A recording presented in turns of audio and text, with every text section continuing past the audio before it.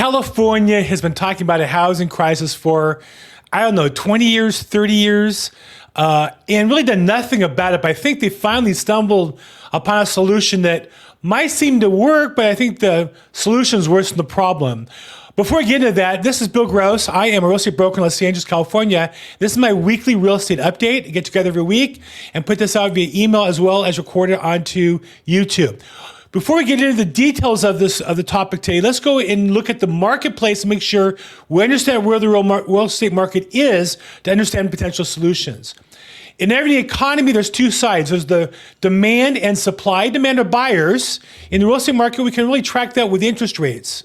And in supply would be the supply of inventory houses would be what we look at on that side. So on the buyer side, let's take a quick look at mortgage rates. And mortgage rates today, this week came down a little bit down below from their peak. They've been as high as 7.82%, flirting with 8%, and ended the week down at 7.62, a little bit below, about 0.25% below the maximum.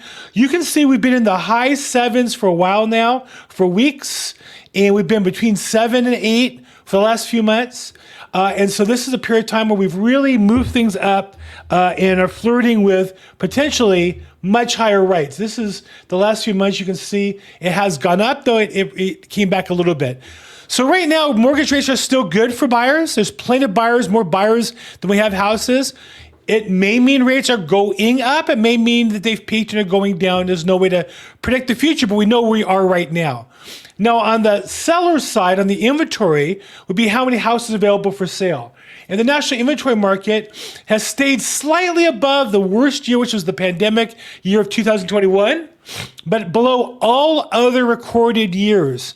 And here's the key. As long as inventory is low, it's impossible to have a housing crash.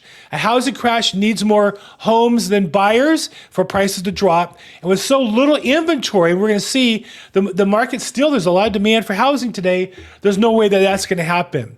Now, how about on a local market? Because those are national numbers, and the markets do vary based on the city that you're in. I'm in Los Angeles, and we have ticked down a little bit, less of a seller's market, still in the seller's market range at 41 according to Altus research, but down from 42 and 43, which has been almost all year long.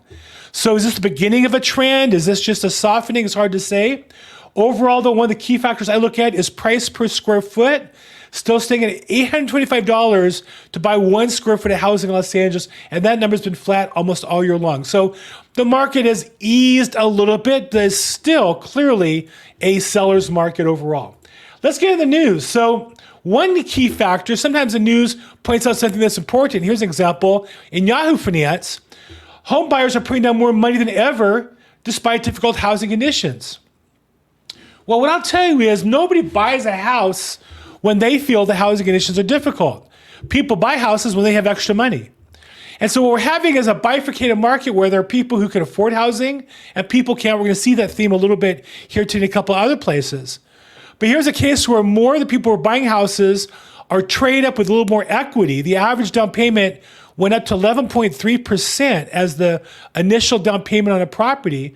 And that is the highest it's been recorded since the Realtor.com has recorded that factor in 10 years. So this is clearly a trend where we have more people who are buying houses, are homeowners already, trade-up buyers, or people who are wealthier. And I think that's a positive trend. Now, the news is always looking for bad news. Here's an example. Money Magazine, only 60% of Americans say it's a good time to buy a home. Well, that's interesting. Only 16%? Why doesn't everybody say that? Well, nobody wants to buy a house. Some people have lost jobs. Some people are retiring. Some people, they're settled in with their families. You know, at 340 million Americans, 131 million families, about 5 million buy a home every year. That's about 4%. So 4% buy a home and 16% say it's a good time to buy a home. That means there's about 4 times as many people who want to buy as can buy, or 4 times the number of people who think it's a good time than actually buy. So I think that if anything, this is still a good number. It still shows the market is still active. Buyers still want to buy homes, more homes we have available. So I think that's a good sign. That only I think is very misleading. Here's another misleading example. This is from The Real Deal. And they say that 5 million homes are vacant while U.S. grapples a housing shortage, a housing crisis within a housing crisis. So you have in one headline a housing shortage and 2 housing crises. Oh, I think these people are pathetic. Well, when you read the article, though, does it sound bad? Well, you have to go behind the paywall. I go behind the paywall. I go to 12ft.io, great source for free. Copy, paste the URL in, and then you have to pay. And what it tells you is that about a quarter of those are rentals. And then a bunch of the rest of those are second homes, or they're being renovated. So we have 5 million homes in America that are either being rented or renovated, or people have for second homes. Those aren't vacant. They're just not owned by homeowners. Is that a sign of a crisis within a crisis of a crisis? I don't think so. I do think that what, again, it does show is that we have 2 markets. We have wealthy people who can afford second homes. Politicians apparently can have 5 homes. I think Bernie Sanders famously said, well, like everybody, he has 3 homes, one in Washington, one in Vermont, and then one by the beach. We have Americans who can afford and those who can't. And I do think there's some of that going on. But clearly, to say there's vacant homes as if to demonize people who own homes that people aren't living in, I think is a bit much. Here's another interesting article by CNN, which I think they actually kind of get it right and wrong. So CNN always looking for a housing bubble. These people, they look like, for housing bubbles, like coke addicts look for cocaine, I guess, in their carpets, according to the movies. The housing market looks like a bubble, 2008 regulator says. Well, that sounds ominous. Go a little deeper in the article. The regulator is Sheila Blair. She's one of the good ones. She pointed out in 2008 the market was overheated. She was involved in some of the regulation that solved the problems. CNN quotes her saying it looks bubbly, but what they leave out, I think, is the key part. She says home prices need to correct downward, but she's not confident it will happen anytime soon because there's a shortage of homes in the market and doesn't expect the bubble to violently burst. We'll hold it. She doesn't expect the bubble to violently burst, but here we said, looks like a bubble. Which is it? So again, CNN takes a piece of the puzzle, hides, I think, the real facts, and tries to get you to click. And so you should hit here to click to, I don't know, I have Ready Fresh. It's actually pretty good for water delivery. Oh, gee, there's a lender. So they can get you all excited, and there's another article to sign up for before the bell. And so all this is just clickbait. Another example, I think, of bad news reporting is Yahoo Finance. Always one of the worst. They have an article that says, notorious real estate maverick set to take stage at multi-million-dollar convention. Now, it's interesting. Pace Morby is who they're talking about. He has a famous course called Sub 2. He is a genius. He is one of the real creative thinkers in our market. One of the great coaches. I don't use him because I'm not in that niche. I don't really fit into what he's doing. I have investor friends who do. And some love it and some don't, like anything else. But notorious makes it sound like he's a bad guy. I don't know what he's notorious. I'm not aware of any crimes. I'm not aware of him even being accused of any crimes. Some people don't do what he says and then don't get the results he talks about. But what's even funny about this is a PR newswire, meaning Pace Morby is speaking at the Bigger Pockets convention, so they put that out as a press release. And Yahoo goes, oh, well, we'll put a press release on. What can we do? Can we say Pace Morby was set to speak? Can we say Bigger Pockets is having a convention with great speakers? No, let's call Pace Morby notorious. Oh, these people, they kill me.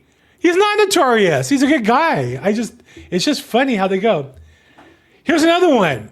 So I think the real estate news wants to make everything, the news wants everything to be political, right? I mean, you just get this sense that they won't be happy until there's blood in the streets of Americans fighting each other because every news is set to upset you. Here's one. ABC News. Real estate groups urged the Fed to stop rate hikes. Now, the Federal Reserve Bank, they're supposedly responding to inflation and the money supply and federal borrowing rates. They're not really supposed to be responding to political whining and complaining. I thought this thing is scientific. I thought this thing is mathematical. Is it just a vote? Let's just vote on the Fed rate up or down. That maybe we'll make Fed chairmen's elected offices, or maybe even better, we'll just have the interest rates voted on by everybody. Let's just vote rates at 0%. How could that cause any harm? This is the nonsense that ABC promotes.